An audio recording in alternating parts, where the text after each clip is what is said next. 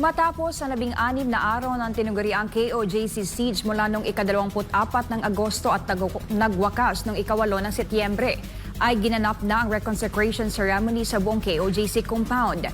Dito, tuluyan ng nilinis at tinanggal ang bakas ng paglapastangan sa sagradong compound.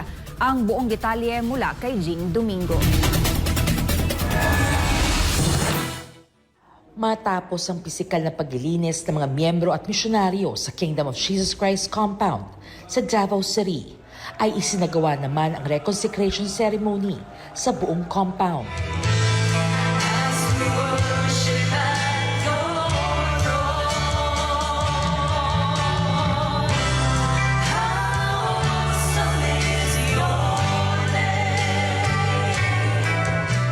Dito ay hindi lamang pisikal kundi spiritual na paglilinis ang isinagawa upang tuluyan ng maalis ang anumang bahid ng mga karumal-dumal na paglapastangan sa sagradong lugar ng KOJC.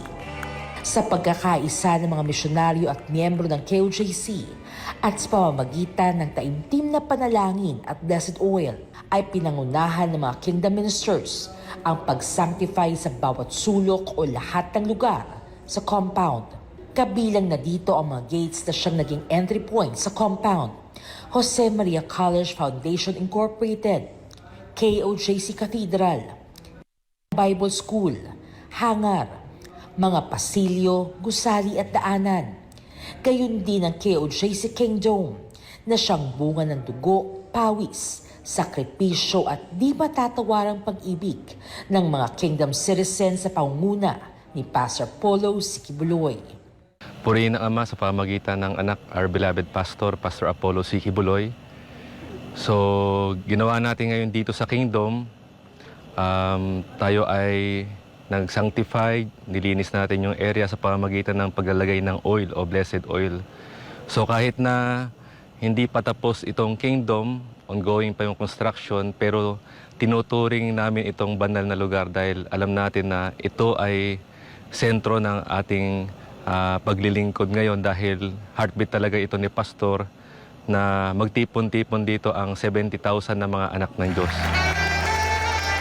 Sa naganap na sagradong seremonya ay tuluyan ng aalisin ng anumang bakas ng desecration o paglapastangan sa lugar at maibalik ito sa pagiging sagrado upang muling padahanan ng presensya ng Amang Makapangyarihan. Matapos ito ay nakaramdam naman ng kapanatagan ng lahat, hatid ang walang hanggang pasasalamat sa proteksyon at pagpapalang kanilang tinanggap. Di man agad maalis sa isip at puso ng bawat isa ang naganap na paglapastangan sa KOJC compound. Sa pamamagitan ng hinirang na anak ay patuloy namang umaasa mga ito na makakamit ang minimithing hustisya. And sa na-feel ko ngayong gabi po, napaka sarap ng feeling kasi every time kasi na nagtatrabaho kami from September 8, no, when we resumed the work of the kingdom, we were not comfortable and we are not really happy because the place where the biggest kingdom has not been sanctified, has not been consecrated yet. So lahat ng mga memories na natira sa isipan namin, sa spirito, and sa aming mga puso, so nandiyan pa rin nakatatak. And we are so thankful this night na nakapag rededicate tayo muli, na anoint yung area. And we are so happy, we are so blessed na nangyari itong gabi ng rededication. Praise the Father. To our beloved pastor, Pastor Apollo Sikibuloy, kung nasaan ka man ngayon, I am hoping and praying for the good health, physical strength, guidance, sa comfort mo, Pastor, and most especially sa hustisya na makamit nating lahat with all the kingdom citizen. And I am hoping and praying na matatapos po itong lahat. And I am always thinking and I am glad. And I know, Pastor, that we are fighting a battle that we have already won. through you, Pastor. Thank you. Ang natapos na reconsecration ceremony ay patunay lamang na lalong lumalakas at tumitindi ang kanilang pananampalataya, pagkakaisa at pag-ibig. Dala ang bagong pag-asa at paniniwala na kailanman ay hindi mananagumpay ang kasamaan sa kabutihan. Salamat sa Ama Through the Son. So una po yung ma-recall namin, ma-remember namin, talagang una muna ma-remember namin yung pagbababoy nila, pagdudumi nila, na kung saan mula pa noong 1990s na kami nandito ay na-witness namin ang pagtuturo ni Pastor sa pagiging banal ng lugar na ito. Dito kami tinuruan ni Pastor ng kingdom culture, kingdom living. Kasama po ang cleanliness is godliness. Tinuro po yun ni Pastor sa amin. Yung nandito po sila ay talagang nadumihan, nabahiran, at sa ibang termino na balbal, nababoy po talaga yung lugar. Masakit po to sa amin kasi 1990s pa kami dito eh. Dito kami lumaki sa compound na ito.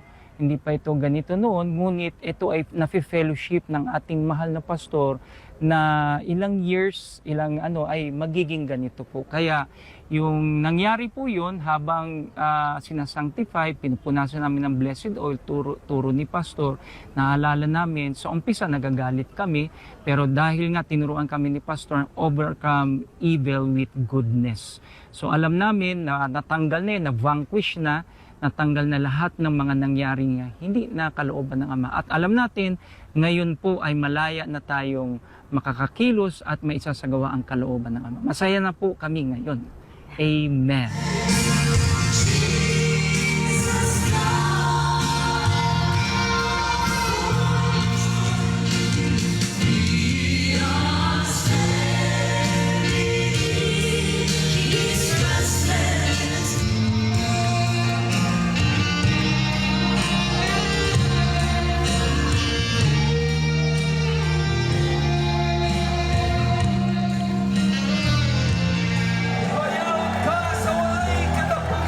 Para sa Diyos at sa Pilipinas kong mahal, Jean Domingo, SMNI News. Kingdom singer na si Stephanie Ibarra at kanyang pamilya nagsalita na ukol sa mga malisyosong mga paratang na idinadawit siya at iba pang kababaihan laban kay Pastor Apollo C. Kibuloy. Si Stephanie at ang kanyang kapatid ay ilan lamang sa mga miyembro ng Pastoral Care Department na lumaki sa ilalim ng pag-aaruga ni Pastor Apollo at tinuturing ang buting pastor bilang ama. Ang ulat mula kay Hannah Jane Sancho. Ganon. Kasi hindi talaga pwede dito yan. Hindi pwede yung mga gawain ng mga kalaswaan sa Kingdom Nation. Ngunit sa kabila ng pagtutuwid at disiplina, pinili nila na manatili sa loob ng bansang kaharian, taliwas sa mga ipinupukol sa paratang kinakawawa ang mga missionary worker at walang kalayaan na umalis. Well, we are together here in the Kingdom and nobody needs help for us to go out of the Kingdom. If we wish to go out, we are free to go out anytime. Ang lalaki kaya ng gate namin dito. At saka may HRD dito, katulad ng nasabi ko earlier. We have... Ana Jane Sancho, SMNI News.